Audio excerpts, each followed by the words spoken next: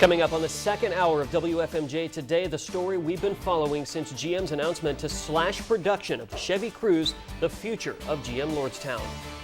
It affects your life and family's life. This is bigger than Lordstown. We're not giving up, and we're going to keep fighting. How workers, lawmakers, and union leaders are reacting and where the valley goes from here. Snowfall and winds cause issues for the Midwest travelers, both on the roads and in the skies. Plus, the FDA and CDC have an update on that romaine. Let us recall what you need to know and when it's safe for you to buy it again. Locally owned, locally connected. You're watching our Valley's #1 rated morning newscast, WFMJ Today. And a good morning to you. Happy Tuesday. It is November 27th of 2018. Yeah, thank you for joining us here on WFMJ Today.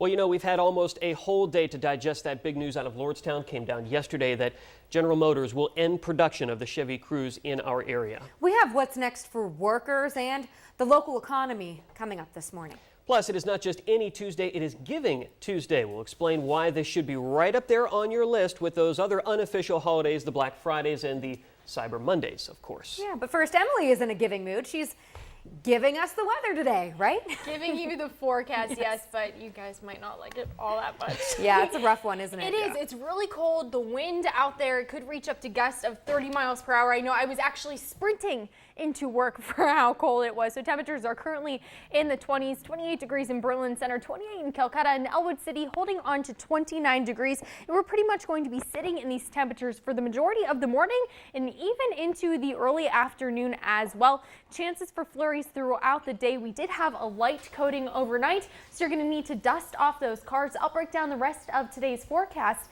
as well as the 7-day coming up in just a bit. Emily, thank you. This is a story 21 News was first to break yesterday. We, of course, have been following it since GM's announcement regarding the Chevy Cruze was made the future of the Lordstown plant. GM chose its words very carefully in not announcing the Lordstown plant was closing, instead saying it is not allocating a product at the plant after March. So what exactly does that mean for the plant's future? Danielle Cotterman turned to several analysts to find out. A real kick in the gut to the workers at Lordstown and across Northeast Ohio. That's what longtime CNBC car analyst Phil LeBeau is calling Monday's announcement by GM. Although GM will technically say this is not a closing, it's not official, but let's be honest, that's essentially what we're looking at here. But a tweet from a vice president at the Center for Automotive Research suggests some hope, saying GM has idled plants before and only Janesville closed permanently. She goes on to say this announcement is just the beginning in negotiations with UAW. John McElroy with Autoline.tv expressing similar thoughts, talking with me through Facebook Messenger. My guess, and it's purely a guess, is that if there's going to be negotiations to keep that plant open, maybe General Motors would want to see more new hires in the plant. Maybe they would want more temp workers as well. Something that would hold down the labor cost and make any product that's built there more profitable. But what are the chances of Lordstown retooling and bringing in another product? LeBeau, not optimistic. The market overall is expected to slow down in terms of sales, so it's unlikely that they're going to introduce a wave of new crossovers that would require them to retool a particular plant. Decisions and announcements by GM that are yet to come as families across the nation and valley wait anxiously. For WFMJ Today, I'm Danielle Cotterman. Now, despite all the uncertainty, union leadership is still holding out hope that there is a chance for Lordstown to land a product in the future. They say the Drive at Home campaign is the right step forward, and in the past a similar campaign saved the plant from closing. 21 News anchor Leslie Barrett explains. A week after union leaders, workers, and elected officials kicked off the Drive at Home campaign, a devastating announcement that production of the Cruze will halt as of March 1st. It was last week the community sent a message to Detroit with this grassroots campaign that Lordstown workers can build anything that comes their way. Even after news of the plant's idling, the local union president says he is still hopeful about the chance of landing a future product, and the Drive at Home campaign is continuing. The hope is that we can rally some support throughout the community and throughout the state to show General Motors just how important these jobs are to our economy, to the people, It's similar to the Bring It Home campaign that helped secure the cobalt and saved the plant from closing 20 years ago.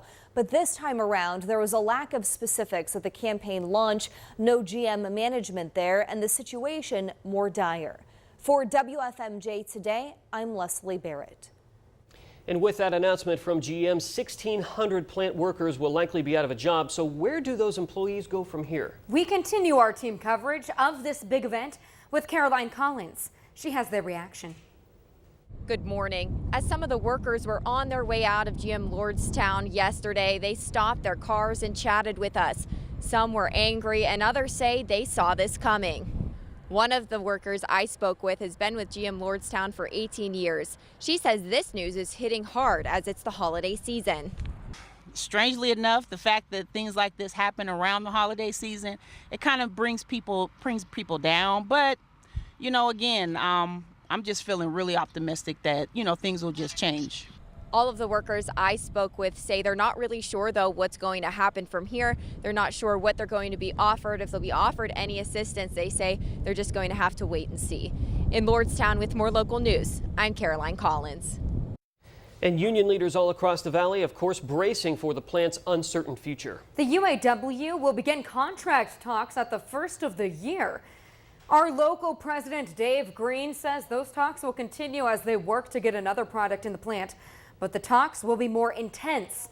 He also says there is a potential option for some workers to retire or even transfer to other locations. And we'll, of course, continue to cover this story and dig deeper as we learn more information. Head to our website or the 21 News app for the very latest, and stick around. In the next half hour, we're going to talk more with union leaders. This is News Sense 21 News at 11. Boardman fire officials are trying to figure out what sparked a house fire late last night. This happened just after 11:20 on Melbourne Avenue. The fire started in a carport and it spread into the attic of the house. Canfield firefighters helped spray the flames. Firefighters were told by a neighbor that the woman who owned this house had died, leaving it vacant and without a current owner. No one was inside at the time of the fire.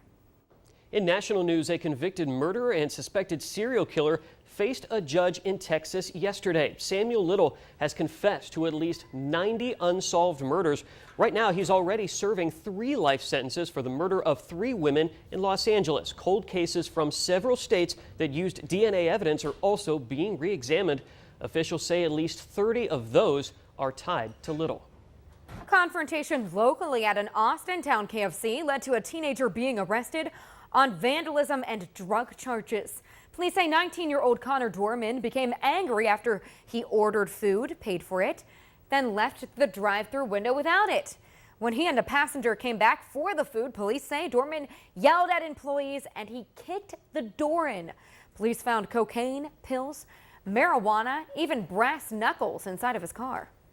Well, it seems like we hear about a new food recall every other week. Last week, of course, it was romaine lettuce. But now some good news for salad lovers. The FDA and CDC say that some of those brands are safe to eat.